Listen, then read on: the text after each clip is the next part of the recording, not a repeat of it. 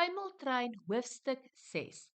In this video, I'm going to ask you questions about Tuimeltrein hoofstuk 6, and you need to see if you know the answers. Let's go. Wie sien die kinders by die lijkswa oorkant Jonah se huis? Scooby Jabulani. Watter werk doen Scooby se pa?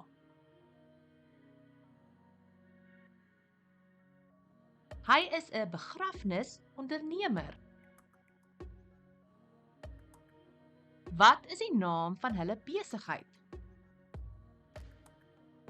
Asriel Funeral Services. Waar woon Scooby?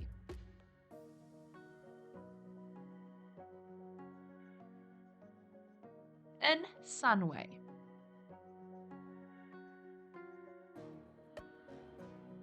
Hoekom was Scooby daardie aand by Jonah hulle se bure? Om 'n ruiker vir 'n begrafnis die volgende dag op te tel. Hoe help Scooby sy pa met die werk?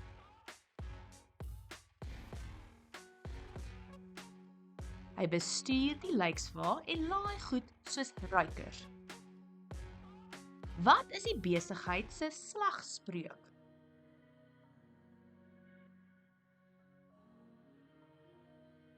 Where we put the fun back in funeral.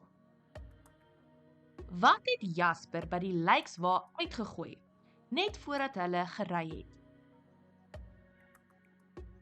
Jonah se selfoon. Hoekom wou Abby heeltyd nies terwyl hulle in die lijkswa gery het? Abby is allergies vir die blomme se stuifmeel. Wat wil Henry eendag doen as beroep?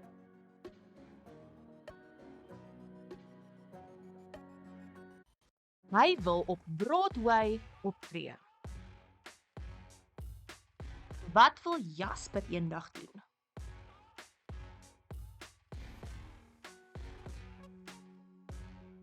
Speletjies ontwerp.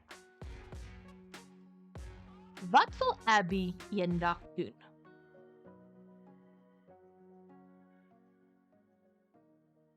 Olimpiese spele toe gaan met haar atletiek. Hoekom wil Scooby nie hê dat die polisie by hul besigheid moet rondtrap nie? Hulle besigheid is nie heeltemal amptelik nie. Waarin slaap die tieners die aand?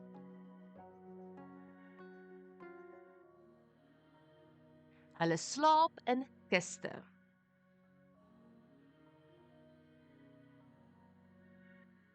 Waarom hou Scooby se pa tweedehandse klere in die lijkshuis aan? Vir arm mense wat hulle dooies en iets mooi wil aantrek vir die begrafnis.